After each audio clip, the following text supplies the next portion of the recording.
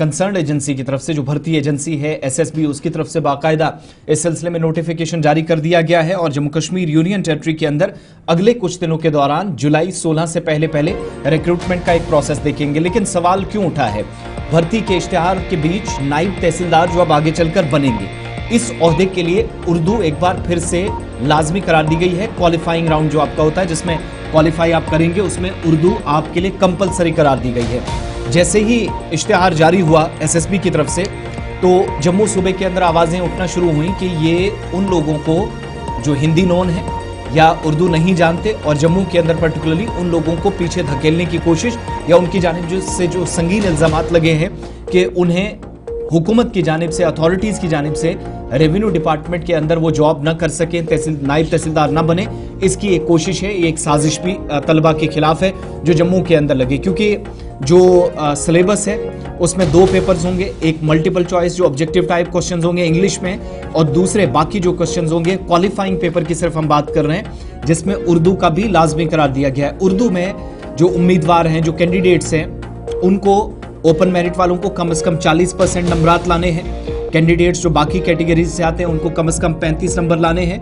और 33% जिसमें reading section है, राइटिंग सेक्शन है, कम से कम इतने नंबर्स होने चाहिए।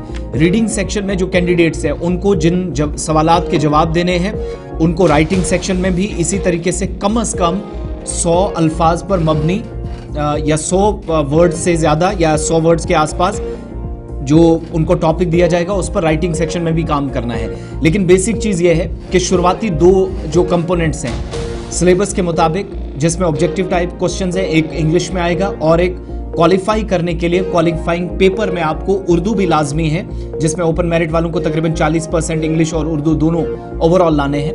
वो तो सवाल नहीं, सवाल ये है कि जिन लोगों को उर्दू आती ही नहीं उनकी तरफ से सवाल पूछे जा रहे कि हमारा क्या, या तो हिंदी भी यहाँ पर शायद कंपलसरी होती तो ठीक है। लेकिन इसमें इशफाक थोड़ा सा पीछे जाना पड़ेगा। जम्मू कश्मीर सरकार ने इस सिलसिले में रेवेन्यू रिकॉर्ड को तकरीबन हर जुबान में पढ़ा जाए, लिखा जाए, समझा जाए, देवनागरी के अंदर, हिंदी के अंदर, डोगरी के अंदर भी करने का एक फैसला लिया था। लेकिन जो माजी में हम सबसे ज़्यादा उर्दू के अंदर रिकॉर्ड्स देखते थे, उनको नई ज़बान में या फिर इंग्लिश और हिंदी में भी बाद में ट्रांसलेट करके रखने की बात कही गई थी। बुनियादी मसला ये था कि हिंदी नॉन भी एक बड़ी तादाद स्टूडेंट्स की होती है जो एग्ज़ाम्स में बैठते हैं, नायब तहसीलदार की पोस्ट के लिए क्वालिफाई करते हैं, लेकिन उर्दू के बहुत मुश्किल अल्फाज जो किसी को समझ ही नहीं आते। एक उस वक्त सवाल उठा था। अब जब ये पेपर सामने आए हैं, जब पेपर्स देने हैं 16 जुलाई से पहले 75 ये पोस्टें फिल की जाएंगी, जिसमें ओपन मेरिट वालों के लिए 30 पोस्टें रखी गई, जो मैंने शुरुआत में कहा।